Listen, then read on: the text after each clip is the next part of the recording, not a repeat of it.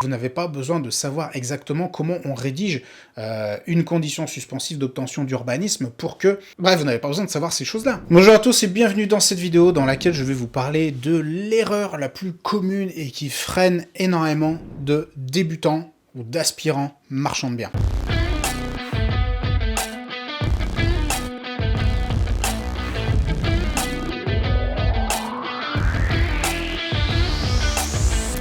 Salut à tous, ici Yoni le marchand de biens, j'espère que tout roule pour vous, que vous avez la grosse forme, et je vous souhaite la bienvenue dans cette vidéo. Si vous êtes nouveau sur la chaîne, ici c'est la MDB Academy, l'organisme de formation numéro 1 en France pour toutes les personnes qui veulent devenir marchands de biens immobiliers. Nous formons des nouveaux marchands de biens depuis 2018, donc j'ai vu former, accompagner des centaines de personnes qui souhaitaient devenir marchands de biens. Il y a vraiment une erreur qui est assez commune à beaucoup d'entre eux et qui, je le constate, freine énormément leur progression. Et le moment où on s'en rend bien compte, que ce soit d'autres formateurs ou moi-même, c'est lorsque on commence à aborder les parties fiscalité, les parties juridiques, vraiment les parties un petit peu pointues et un petit peu subtiles de l'activité de marchand de biens. Et là, j'ai beaucoup de personnes qui vont se mettre à me poser des questions, qui sont des questions extrêmement pointues de fiscalité, ou des questions extrêmement pointues sur des notions juridiques, par exemple. Donc,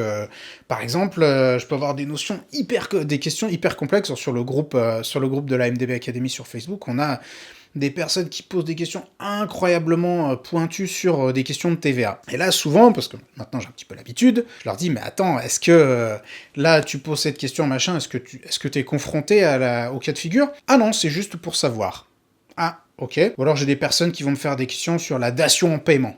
Alors la datation en paiement, c'est un truc qui est possible, qui est faisable, mais qui est hyper rare, donc je rentre pas dans le détail parce que on s'en fout et que je veux pas vous embrouiller. En gros, la datation en paiement, c'est quand on achète un bien immobilier, mais en gros pas avec de l'argent. Donc je sais pas, on l'échange contre une bagnole ou un truc comme ça.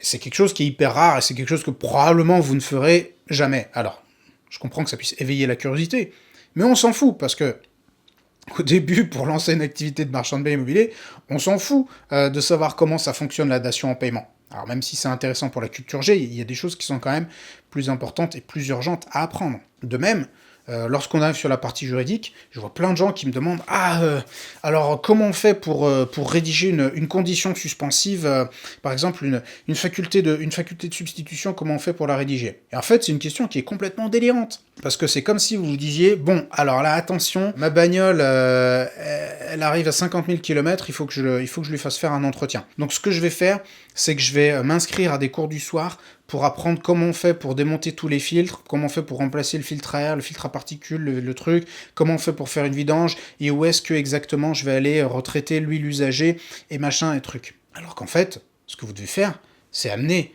la bagnole au garage et dire à votre garagiste, bah en fait, la bagnole, elle a 50 000 km et j'ai besoin de faire l'entretien des 50 000. Et pour l'immobilier, c'est exactement pareil. C'est pas plus compliqué que ça. C'est-à-dire que le notaire, par exemple, donc je reprends le sujet des conditions suspensives, vous n'avez pas besoin de savoir comment on rédige une clause de substitution, vous n'avez pas besoin de savoir exactement comment on rédige une condition suspensive d'obtention d'urbanisme pour que... Bref, vous n'avez pas besoin de savoir ces choses-là. Vous avez par contre besoin de savoir que vous en avez besoin. C'est-à-dire que si, pour que votre opération tourne et pour que vous puissiez vous protéger juridiquement, vous avez besoin de cette condition suspensive, eh bien, vous devez déjà en avoir conscience, donc c'est pour ça que les formations existent, pour savoir exactement comment se protéger, mais une fois que vous savez de quoi vous avez besoin, eh bien vous allez aller voir votre notaire, puis vous allez lui dire « Cher maître, ici, il me faut une condition suspensive d'autorisation d'urbanisme pour ça, et voilà les conditions, etc. » Et c'est lui qui va s'occuper de la rédiger. C'est exactement comme pour la bagnole, c'est-à-dire que vous amenez la bagnole au garage, vous dites « Faites la révision », là vous amenez l'offre au notaire, vous dites voilà, j'achète telle maison à tel endroit, c'est ça les conditions suspensives, et lui après, il va s'occuper de les rédiger. De la même manière, vous n'avez pas besoin de savoir comment on calcule, comment on détermine un coefficient de déductibilité de la TVA dans le cadre de votre activité de marchand de biens. Et si vous savez pas ce que c'est qu'un coefficient de déductibilité, c'est bien normal, et on s'en fout d'ailleurs, enfin, vous l'apprendrez à un moment donné si vous êtes curieux en fiscalité, mais en gros, on s'en fout parce que vous n'avez pas besoin de le savoir pour réussir. Si vous investissez des dizaines d'heures dans l'apprentissage de la fiscalité, vous n'allez pas finir marchand de biens, vous allez finir comptable. Alors, moi, j'ai rien contre les comptables, hein, c'est très bien si vous voulez devenir expert comptable, mais je suis pas sûr que ce soit votre but. En tout cas, j'imagine que si vous regardez les vidéos de cette chaîne, c'est parce que vous avez envie de devenir marchand de biens immobiliers et pas forcément expert comptable. Et en gros, l'erreur la plus répandue chez les débutants, c'est qu'ils saisissent mal la nature de leur rôle de marchand de biens et qui veulent devenir experts en tout. Or, devenir expert en tout, ça n'est pas possible puisqu'une vie ne vous suffira pas. Il y a tellement de choses à savoir dans les domaines qui gravitent autour de l'activité de marchand de biens qu'il est impossible de tout apprendre. Alors, il faut être curieux, il faut s'intéresser, il faut essayer d'en apprendre le plus possible, c'est ce qui fait partie aussi des choses qui sont tellement intéressantes dans l'activité de marchand de biens. Mais vous ne devez pas devenir expert comptable, plus notaire, plus artisan, plus géomètre, plus architecte. Vous n'avez pas besoin de devenir toutes ces professions.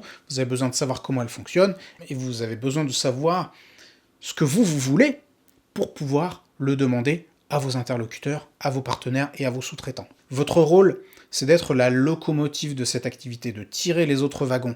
Parce qu'il faut vous dire que si vous ne le faites pas, personne ne le fera pour vous. Calculer un coefficient de déductibilité, rédiger des conditions suspensives ou aller mettre un coup de peinture dans l'appartement, ça, vous pouvez trouver des personnes qui vont le faire à votre place.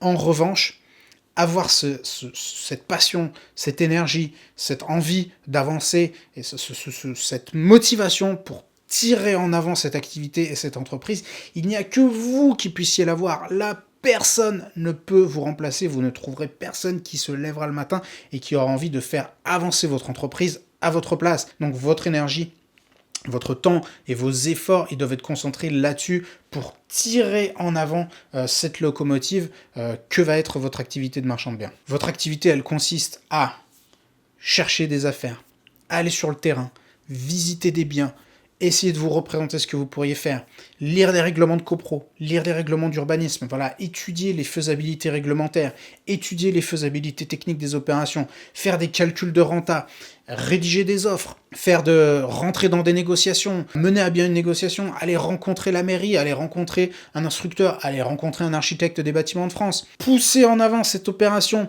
faire venir les artisans, discuter avec eux, essayer d'optimiser les chiffres et tirer en avant chaque opération, ce qui au final va également tirer en avant votre activité de marchand de biens en général. En conclusion, l'erreur que font la plupart des débutants, c'est de vouloir devenir expert en tout. Vous ne devez pas devenir expert en tout, vous devez être la locomotive de votre activité de marchand de biens, donc avoir cette passion, tirer en avant votre activité et les partenaires que vous trouverez feront le reste. C'était Yoni le Marchand de Biens, j'espère que cette vidéo vous aura plu. Si c'est le cas, payez votre like et n'hésitez pas à la partager avec toutes les personnes qu'elle pourrait intéresser. Je vous dis à la prochaine.